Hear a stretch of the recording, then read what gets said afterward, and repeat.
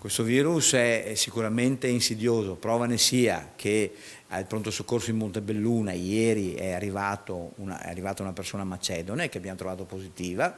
Adesso stiamo ovviamente facendo tutte le valutazioni del caso con i suoi contatti eccetera, lo sta facendo la dottoressa Pupo col servizio di igiene pubblica. E al 60enne macedone, nella giornata odierna, si è sommata anche un'italiana.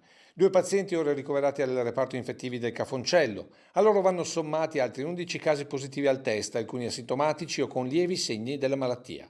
I numeri sono implacabili nel sottolineare come la Marca sia con 487 casi al terzo posto in Veneto per soggetti in isolamento domiciliare, di cui 8 che hanno manifestato i sintomi che hanno permesso di identificare i 2 contagiati di ieri al Cafoncello.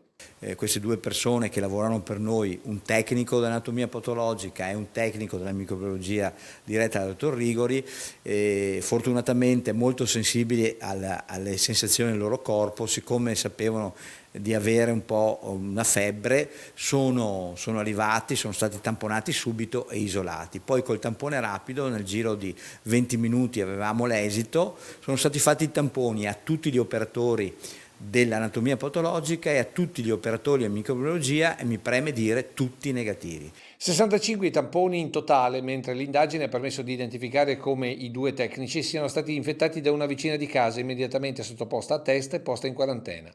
Contagi che, con il caso del macedone di Montebelluna, impongono maggiori controlli a chi proviene dall'estero, anche se trevigiani di rientro da una vacanza. Queste le indicazioni ai cittadini. Medico di famiglia, la sentinella nel territorio, chiamate il vostro medico di famiglia, esponete a lui dove siete stati e lui deciderà, ovviamente in base alle vostre anche sensazioni fisiche oppure le zone dove siete state, deciderà se farvi fare il tampone o meno, oppure telefonate al settore igiene pubblica.